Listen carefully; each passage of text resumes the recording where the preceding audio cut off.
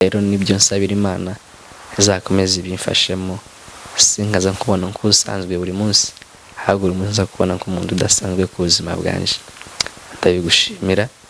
Ndagushimira kubw'urukundo rwawe unyereka bwa buri munsi uko bukeye n'uko bwije.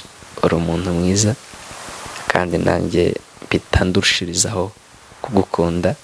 Ntabwo nabivuga gusa ngo nuko ndi mu bantu benshi, ahubwo niyo turi kumwe ndi kubikubwira gutya mba numva nezerewe, kumva ndishimye. Rero ndagukunda cyane, ngukundira ukuntu usapotinga mu bikorwa byanje bya buri munsi, ukanshigikira. Ndabizi neza ko tuzagera kure. Ntabwo turi abangaha hafi, mba ndeba iyo ntekereje uyu munsi ngatekereza n'ejo hazaza, uzaba uri umuntu ukomeye cyane. Rero ndagushimira kandi ndagukunda cyane bebe. Abadukurikirana kuri MBN TV show, tubahaye ikaze muri kano kanya aho muherereye mwese, abatuye hirya no hino muri Amerika, Afurika. Tubahaye ikaze mu kiganiro cyacu. Uwiteka akomeze abane namwe kandi abagirire neza.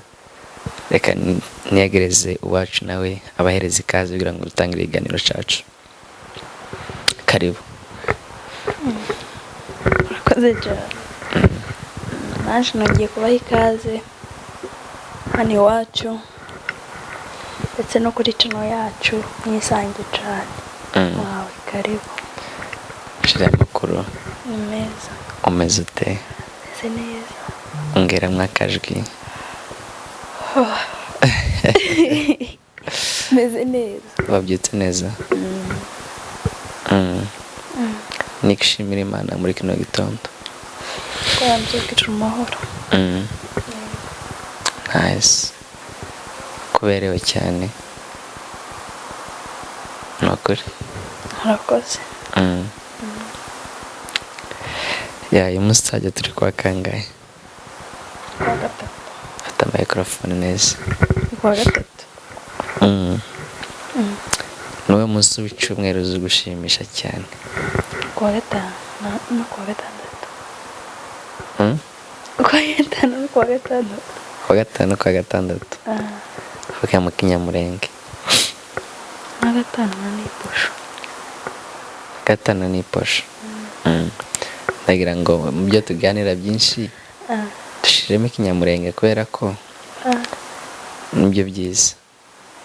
Ariko n'Abanyarwanda n'Abarundi batukurikiranye, Uwiteka akomeze abane namwe, ko ni byiza cyane kandi turabakunda cyane. Murabizi tuzaba tunyuzamo dukubitamo ibiganiro, dushiremo vlogs, dushiremo amaprank n'ibindi bintu bigiye bitandukanye. Uyu munsi ni ikiganiro cya babiri. Shiri maze kumenyera ntukibuka ururimi rw'iwanyu. Ntabwo wibagirwa. Oya, naje mfite ubwenge ntabwo nakwibagirwa. Abantu n'ubu ari byiza kabisa. Kubwira umuntu ngo urapendeje mu Kinyamurenge wamubwira gute? Uraberewe. Soko kwibaza. Aya ndumva ari sawa cyane. Muri ka cyumweru cyashize twakoze ibintu bitandukanye, twakoze vlogs, habamo na surprise ya chicken na fries. Tuja kuri McDonald's, tuja kugura ibiryo, dukora n'indi video turi kuva kuri church. Byari ibihe bimeze gute kuri wowe? Byari bimeze neza, ahubwo ni nazo zoroshye. Ngo nibyo byoroshye? Bimeze neza. Wogira urungu.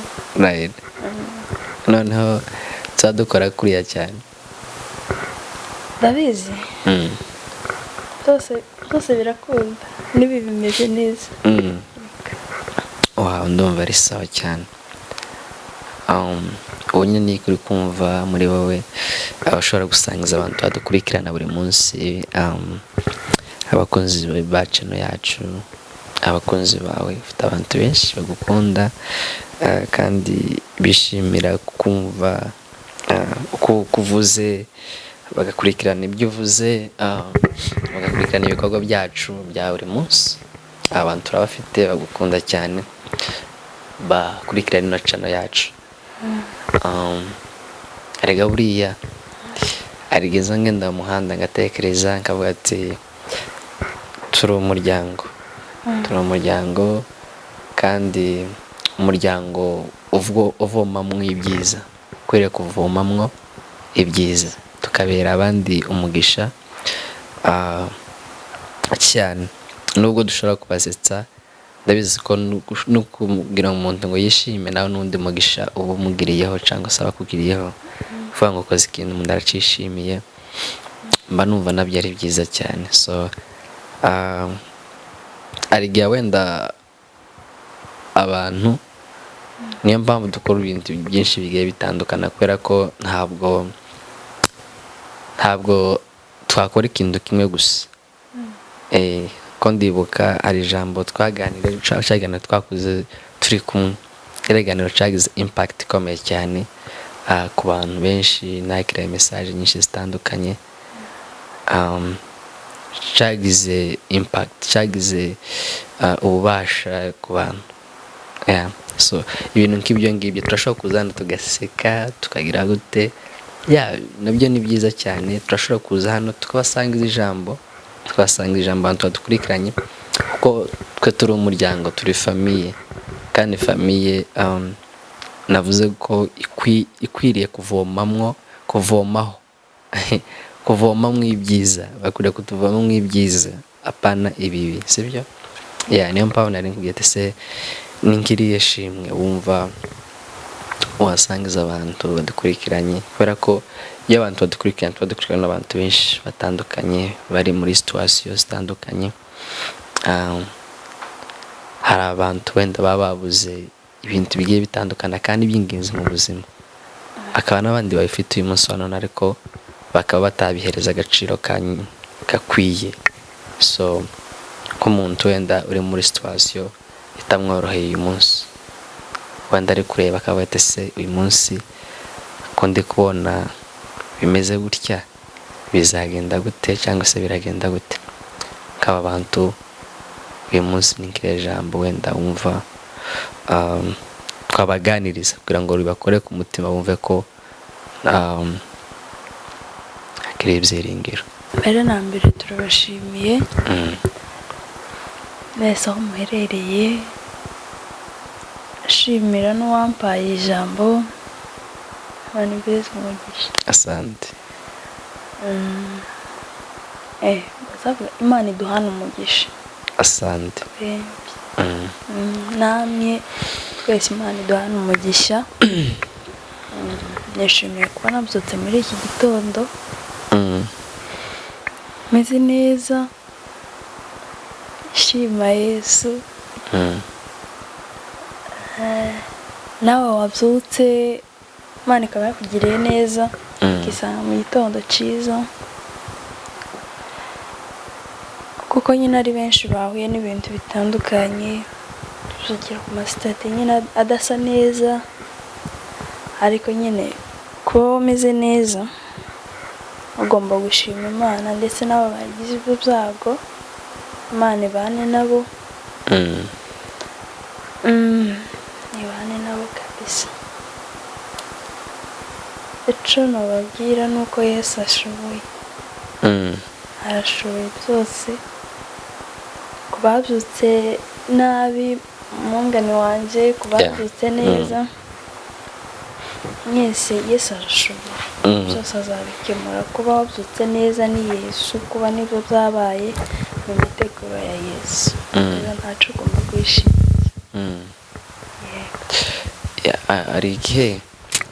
Hari igihe mu buzima, igihe kigera umuntu akareba imbere n'inyuma akabona nta gisubizo, akavuga ati se niki nakora kugira ngo niremo nk'ibyishimo, niki nakora kugira ngo mbashe kuba naca muri ibi bihe, cyangwa se niki cyabaho, ninde nahamagara, ninde nakwiyambaza. Uriya hari igihe ashobora gutekereza akaba ati se niyambaza umuntu, mpamagare umuntu runaka cyangwa se ngire gute. Urumva kubera ko mu buzima buriya bugira igisobanuro kinini cyane kandi gikomeye. Ntawe ushobora, uyu munsi birashobora kuba bimeze neza, ejo bikamera nabi, kandi twese ntabwo tugira kwizera kungana. Hari abagira kwizera gukeya, hari abagira kwizera kwinshi. Hagati avuga ati nubwo ndi guca muri ibi bihe n'ibi ngibi, ariko ndabizi neza ko iyi mvura n'iyi mivu bizakama, cyangwa se imivu izahagarika gutemba ndetse n'imvura izahagarika kugwa, nongera kandi ninjire mu bindi bihe. Hakaba n'abandi babona ko akabona ko iyo ahuye n'ibihe bikomeye agahita avuga ati birarangiye imbere yanje ndikubona hacuze umwijima w'icuraburindi, akabona nta nzira. Rero nk'aba bantu kiba gikenewe kuri bo n'ijambo ry'ihumura, akamubwira ati humura, Yesu arashoboye. Kandi mbere y'uko wiyambaza abantu ushobora kwiyambaza Imana ikagutabara, kuko ijambo rizavuga ngo nta wayiringiye ushobora kugwa n'isoni, kandi nta wayiyambaje ngo ye kumutabara. Iyo niyo Mana. Wenda icyo nicyo kintu wabwira umuntu uti iringire iyo Mana, niyo yagufasha. So wenda nawe wagira icyo ubivugaho.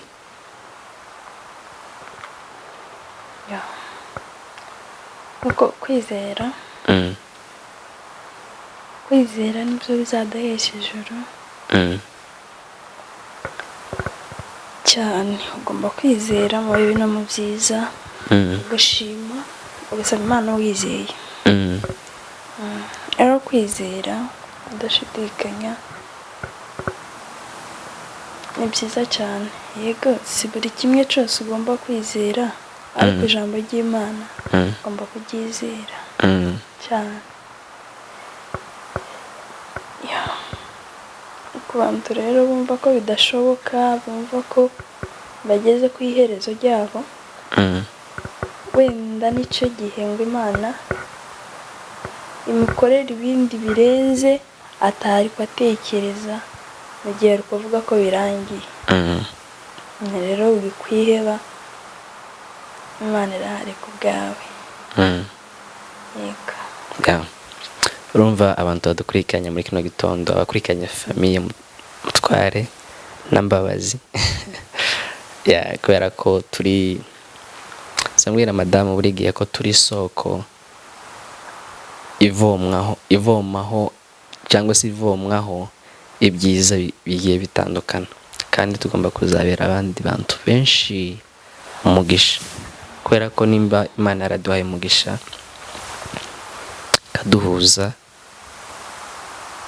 tutarakuranye tutariganye, ikaduhuza ikatwubakira, ikabana natwe. Urukundo Imana yaduhaye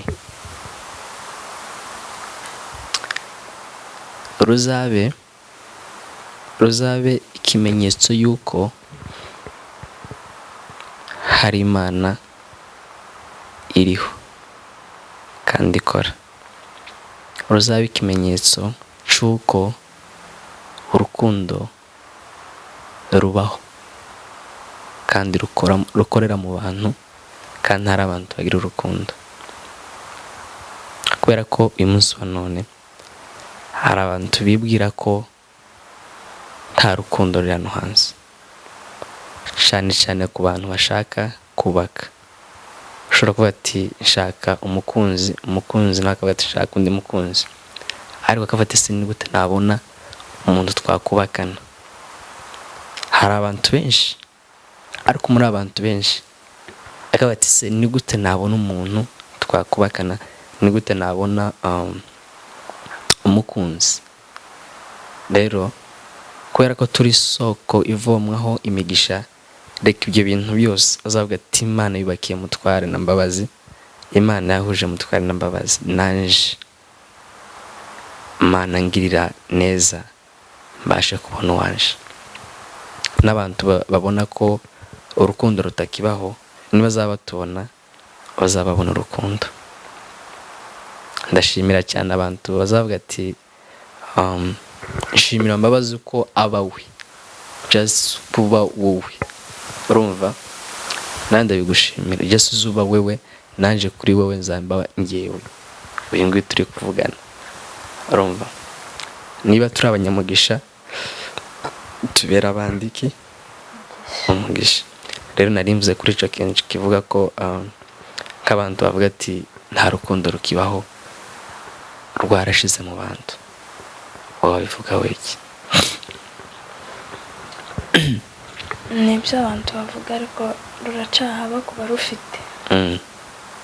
Kuba rufite ruracahaba, wenda n'abahuye nabyo ntibarubone,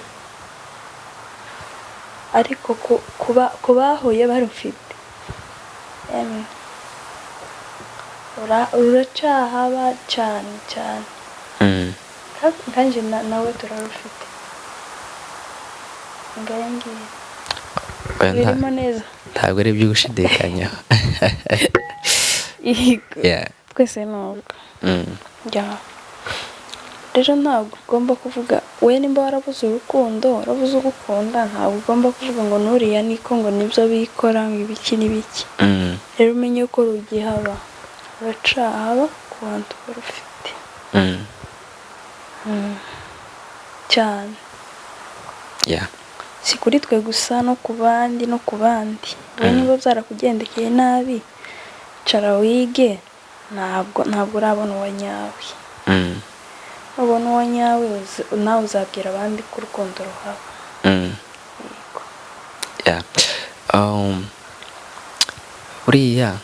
buriya reka mbwira abantu badukurikiranye kino kintu, urukundo ruriya ruba mu ijambo ry'Imana. Cyane cyane njye nibwo numva ko rufite imbaraga. Urukundo Bibiliya itubwira ko rwihanganira byose. Urukundo iyo bavuze ngo byose, haba harimo ibintu byinshi bitandukanye. Ntabwo navuga ngo ndi perfect kuri Mbabazi 100%. Ndashobora gukora ikintu ntacishimire, akabona kino kintu mukoze ntabwo ari cyiza kuri we, wenda ntacishimire, ariko kubw'urukundo amfitiye cyangwa se njye mufitiye, yamara kubimbwira ko ikintu mukoreye atacishimiye, ico gihe mba numva ko ari inshingano zanje kuba namubwira ati babe I'm sorry kuba kino kintu cyabaye, sibyo, kikosora. Urumva, nawe wenda nawe araza kubyivugira, byashoboka ko nawe atari perfect, cyangwa se kuba iwe nawe nta kosa yaba afite, nawe arashobora gukora ikosa kuri njyewe bikambabaza, cyangwa se nkabona ko atari byiza. Ico gihe nawe ni inshingano ziwe kwibona nk'iryo kosa, noneho akikosora. Noneho ico gihe bigenze gutyo, kubera rwa rukundo mufitiye agufitiye, muhita mukemura ako kantu mu buryo bwihuse kandi bitanabagoye, sibyo? Rero buri kiza kigora no kumenya ko wakoze ikosa, warangiza ukarihagararaho, ukaridefanda, ukabona turibona nkaho ari ikosa, ukaribona nkaho ari igisubizo. Rero ico gihe byagorana cyane, byagorana kubera ko ntawe ushobora gutwika inzu namara ahishe iki wahishe umwotsi, siko zaca umugani. Urashobora gukora ikintu kibi uyu munsi ukabona ko ntacyo bitwaye, ejo wakirepeta, n'ejo bundi ugasanga kirakwiciye nyine, cyangwa se kiragusenye, ibintu nk'ibyo ngibyo. So ndatekereza ko mu gihe hariho kwizera, hakaba n'urukundo, hakaba no kwicisha bugufi, ibyo bintu byagufasha pana gusa ngo mu rukundo, byagufasha mu buzima bwa buri munsi uko bukeye n'uko bwije. Mu minsi yo kubaho kwawe ibyo bintu byakugirira umumaro. Urabyumva ute sheri? ndabyumva neza. Niko biba bimeze, tugomba gusaba imbabazi kugira mubane neza. Njyewe nkuce ndamubwira, ahubwo nza nitanguza atararakara. Ni ukuri nitanguza kubwira ati nyabona dore byabaye. Nawe urabizi kubabarira ni ukubabarira, kandi nutababarira nawe tuzababarirwa kabisa. ugomba kubabarira kugira nawe uzabona uburyo ubabarira. Nk'umuntu akamukugira ijambo ribi nawe wumva ko ari ribi, ariko nyine yanabitekerezaho, tavuye ati reka musabe imbabazi namubwiye ijambo ribi, akama aceceka, njye wabwiye ijambo ribi ari nje uzaza gusaba imbabazi. Timbabarira, kandi icyo kintu ntabwo ari cyo. Uzi ko wavuze nabi ugomba gusaba imbabazi. Uzi ko ari naryo zina, izina ni ryo mu nda. Izina ni ryo mu nda. Nibyo. Na Bibiliya zivuga ngo ushaka kuzamuka cyangwa se ushaka icubahiro yicisha bugufi cyane. Kandi buriya gusaba imbabazi ntabwo ari ubuswa, nta nubwo ari ubwenge buke nk'uko twabivuga neza, ahubwo nubwo bwenge. Ariko Bibiliya zivuga ngo kuva mu byaha niko kujijuka, sibyo? Kumenya Imana nubwo bwenge. So nawe utavuze nkazovu subiramo. Subiramo. Kuva mu byaha niko kujijuka, kumenya Imana nubwo bwenge. Bazavuga gute? Nuko okay. So reka twinjire mu tuntu n'utundi minota mike isigaye. Twaganiriye ibintu byinshi bitandukanye. Ndabizi ko hari abantu benshi bari kudukurikirana, bari guca ama situation atandukanye. Niyo mpamvu na kino kiganiro aba ari byiza rimwe na rimwe kugicishaho tukakiganiraho, tukagira ibindi bintu tuganira bitandukanye n'ibindi wenda twaza tuganiraho kugira ngo ndetse n'imitima yacu n'imitima y'abantu badukurikiranye bamenye ko hari umuremyi wa byose kandi uhagarariye byose mu isi ndetse no mu ijuru. Rero turi munsi y'ubutware bwiwe, ariyo Mana yo mu ijuru yo kwizerwa. Rero kwimika Imana muri wewe ntagisa naco. Iyo ufite Imana uba ufite byose, uba ufite ubutunzi, uba ufite amahoro, uba ufite umutekano, uba ufite byose. Kumenya Imana ntaco twabigereranya naco. So sinzi ko reka njye nashimire shire wanjye ikiganiro kitararangira. Ndamushimira kuva umunsi wa mbere tutangira kubana.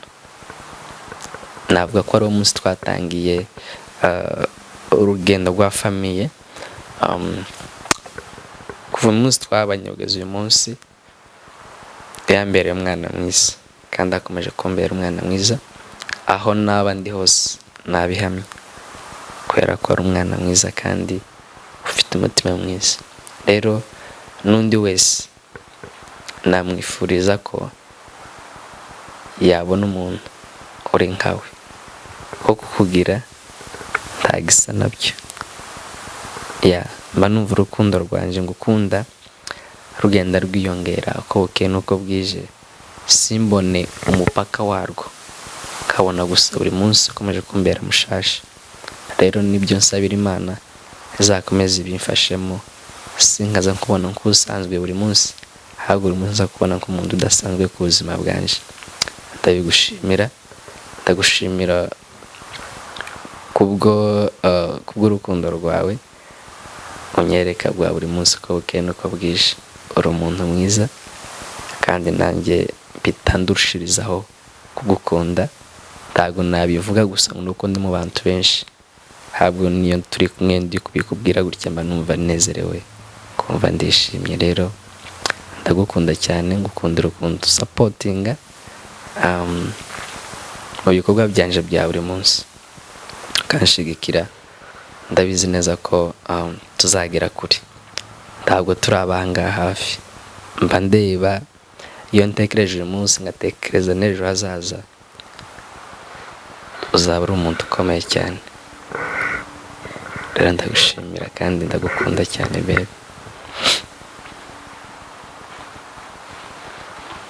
Ndasubira mvuge nzovugisha Yavuga nzovugisha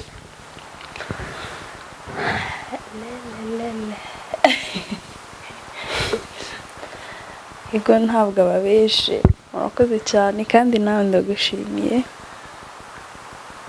ko uvuze ukuri.